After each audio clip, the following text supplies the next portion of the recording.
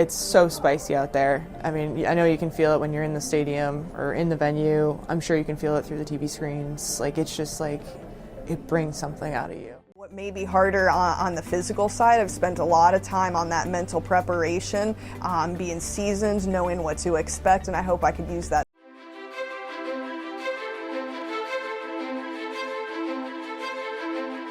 It's so spicy out there. I mean, I know you can feel it when you're in the stadium or in the venue. I'm sure you can feel it through the TV screens. Like, it's just like, it brings something out of you.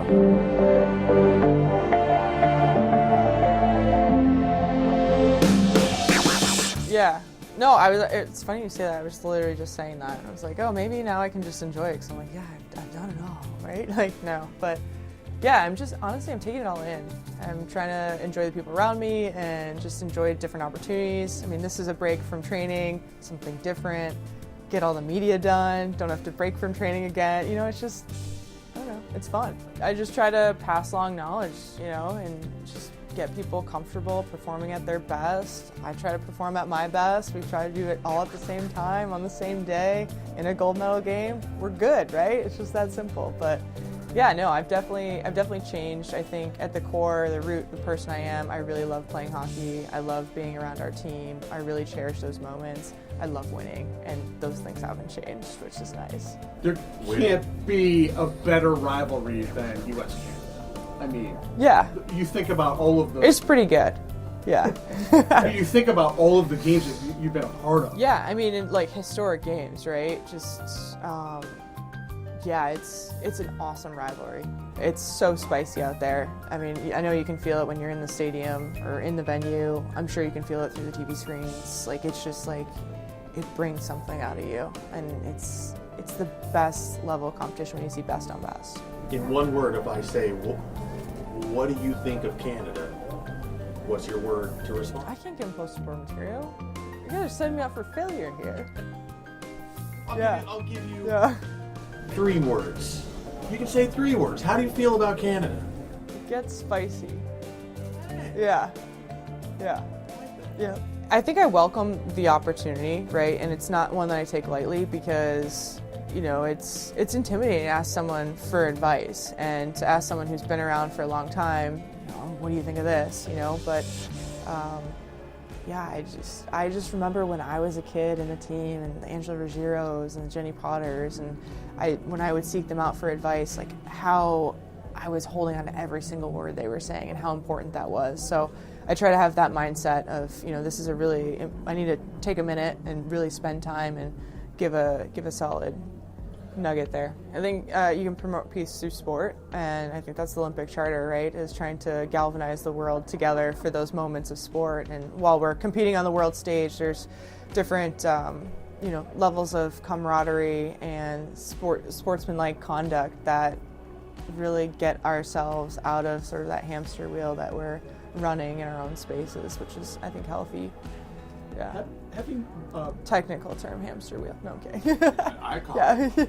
Yeah, I mean, opening ceremony is always special. I always look forward to that. There's just something about marching out with Team USA that's just so powerful, and you're almost on the brink of tears because you're like, this is just so special. But I don't know, I like geek out. Like, I love watching everyone compete. Like, we are seeing the best athletes in the world, best on best in every single sport, and that is so fun. So probably getting to live competitions, yeah.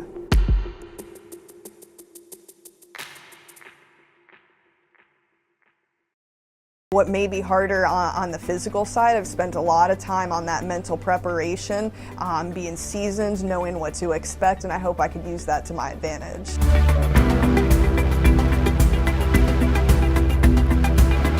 When we show up to practice, it's time to work hard. We need to be dedicated, we need to be focused, but we can't forget to have fun. Like, sports are supposed to be fun, and we have so many stressful moments within our sport, competition, results, this and that. It's like, all right, guys, we also need to have some fun. And for me, being the veteran on the team, you know, having the young guns, there's never short of fun. So they keep me young. They keep a smile on my face and keep me laughing throughout practice. Well, you know, some may argue differently because You know, you think of speed skating, and to a speed skater, it's a lot of pain. I mean, you are putting yourself through misery, being in a squatted position for, you know, minutes on end. So you gotta find the fun moments in a sport that is otherwise like very, very demanding. The pain that you feel, I think the sound goes away. At that point, you can barely feel your legs. They turn into bricks as you're like rounding the last corner at the end of some races. So it's like this self-inflicted pain that I question, like, why do we continue to do this to ourselves? You continue to do it to yourself. Because it's fun. It's fun. Yeah, it's been an incredible journey, being able to continue to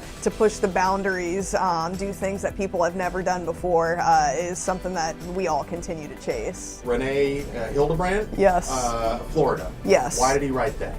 She surprised me today. She is my childhood inline skating coach, and I was over at one of the other sets, and they were just kind of asking what she meant to me in my journey to where I am today. And as I'm going through some of the memories, she walks from behind the set and surprises me on the couch, and they got me. I cried like a baby. It's not easy to make me cry, and they got me today. It was really special. A big surprise. A big surprise. I mean, she was my first coach at 8 years old, and you know, that really set the tone for my whole athletic career and really my personal life. I mean, she really drove the importance of that hard work, dedication, but also balancing it with fun.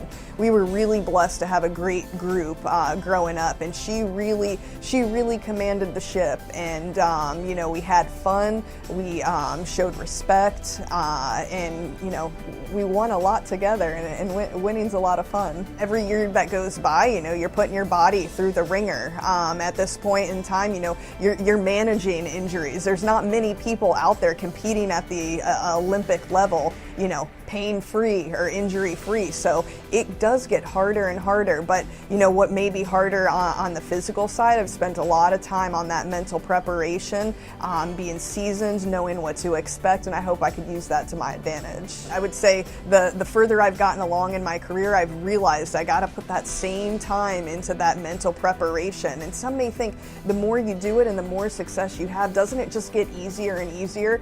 Well, it's actually the quite opposite, because that expectation just continues to build and build, and if you don't have, you know, between your ears, you know, set, ready, and you know, stable, it's not a fun ride.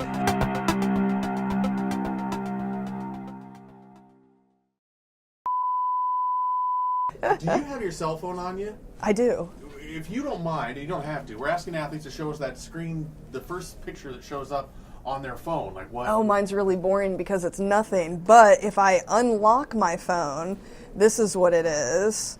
And it's the World Championship stripes with gold Olympic medals. And why is that on Olympic your phone? rings? It's an inspiration. Being world champion, 6-time world champion, is something I'm really, really proud of. And I have the gold Olympic rings because that's what I'm on the quest for, to be Olympic champion.